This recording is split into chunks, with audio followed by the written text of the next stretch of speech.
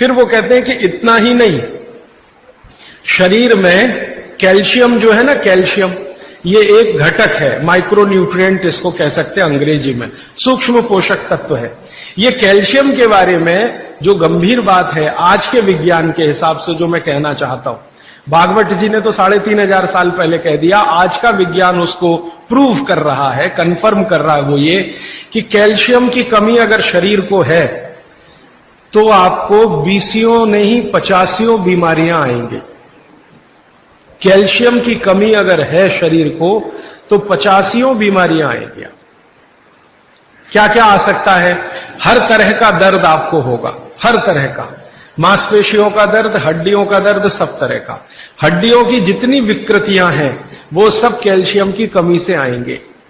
हड्डियों के जितने रोग हैं वो सब कैल्शियम की कमी से आएंगे। फिर वो कहते हैं कि रक्त के बहुत सारे रोग कैल्शियम की कमी से आते हैं, रक्त के रोग, खून की बीमारी। फिर वो कहते हैं कि बहुत सारे कफ के रोग कैल्शियम की कमी से आते हैं। तो कैल्शियम कम नहीं होने देना चाहिए। जो विज्ञान आज का कहता है, आधुनिक विज्ञान ये कहता है कि कैल्शियम वो माइक्रो न्यूट्रिएंट है, वो सूक्ष्म पोषक तत्व है जिसके शरीर में रहने पर ही दूसरे सूक्ष्म पोषक तत्व उपयोगी होते हैं। ये 12-15 साल का रिसर्च है, एक वाक्य में मैंने खत्म कर दिया। कैल्शियम की उपस्थिति में ही बाकी सभी सूक्ष्म पोषक तत्व उपयोगी होते हैं। इसका मतलब यह है कि अगर आपको शरीर में विटामिन सी का असर देखना है तो कैल्शियम चाहिए, विटामिन ए का असर देखना है तो कैल्शियम चाहिए, विटामिन बी का असर देखना है तो कैल्शियम चाहिए, अगर विटामिन डी का असर देखना है तो भी कैल्शियम चाहिए, विटामिन के का असर देखना है तो भी कैल्शियम चाहिए, प्रोटीन अच्छे से आपके शरीर को काम में आए तो कैल्शियम चाहिए, कार्बोहाइड्रेट्स ठीक से आपके शरीर को मदद करे तो कैल्शियम चाहिए, फैट्स आपके शरीर में डिसॉल्व होते रहें और जहां जरूरत है वहां लुब्रिकेशन में मदद करते रहें तो कैल्शियम चाहिए। माने समझ लीजिए कि कैल्शियम अगर नहीं है तो शरीर में सब कुछ बीमारियां आने ही वाली है।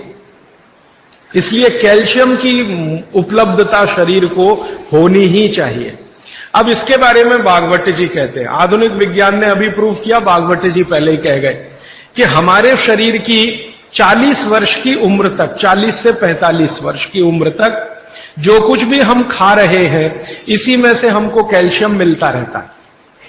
सबसे ज्यादा कैल्शियम आप जानते हैं दूध में है, दूध, फिर दूध के बाद दही, दही के बाद मट्ठा, मट्ठे के बाद मक्खन, मक्खन के बाद घी, इन सब में भरपूर कैल्शियम है। फिर आपने खाया संतरा, मौसम्मी, नारंगी, अंगूर, द्राक्ष, जो भी खट्टे फल, आम वगैरह वगैरह, सब में कैल्शियम भरपूर मात्रा में है। फिर सबसे ज्यादा कैल्शियम फलों में माना जाता केले में है। केला भरपूर खाना चाहिए क्योंकि कैल्शियम का सबसे बड़ा भंडार है और आसानी से हजम होता है। तो ऐसे जो फल हैं इनका जो कैल्शियम है ये 40-45 साल तक हमें आसानी से मिलता रहता है, क्योंकि शरीर की जो बायोकेमिस्ट्री है 40-45 साल तक एकदम दुरुस्त और तंदुरुस्त रहती है।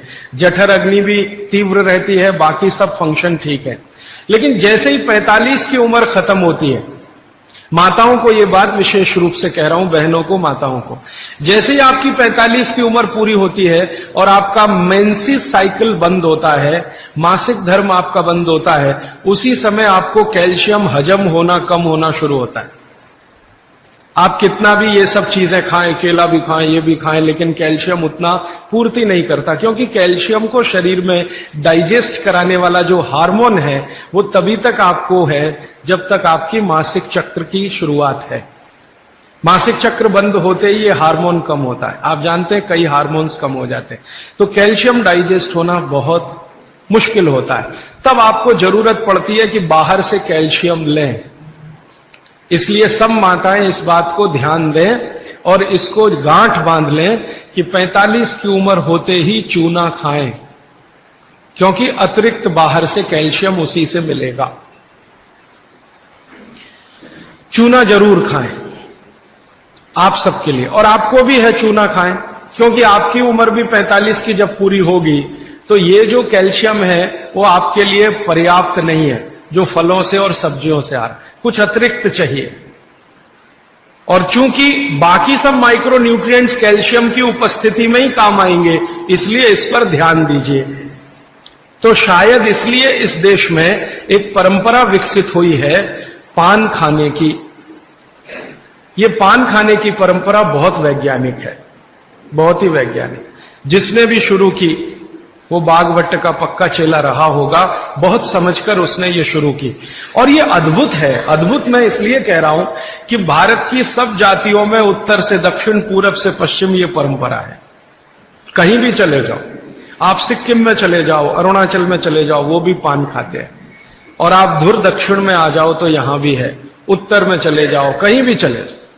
तो ये पान खाना भारतीय सभ्यता का एक बहुत महत्वपूर्ण अंग है जो स्वास्थ्य से जुड़ा हुआ है। बस ध्यान इतना ही रखिए कि पान जो है चूने का ही खाना है। पान जो है चूने का ही खाना है। पान कभी भी कत्थे वाला ना खाएं, क्योंकि कत्था आपके लिए उतना उपयोगी नहीं है। कत्था स्वाद के लिए आप उपयोग करते हैं, चूना औषधि के लिए उपयोग करते हैं।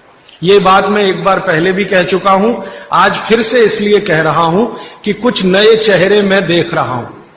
तो आपके रसोई में मेथी दाना हो गया, चूना हो गया, पान हो गया, फिर पान के बाद आपको जीरा, हींग वगैरह वगैरह, अजवाइन, ये सब हो गई। ऐसी कुल 108 औषधियां हैं। गरीब से गरीब आदमी की रसोई में ये औषधियां हैं, इनका भरपूर उपयोग करिए।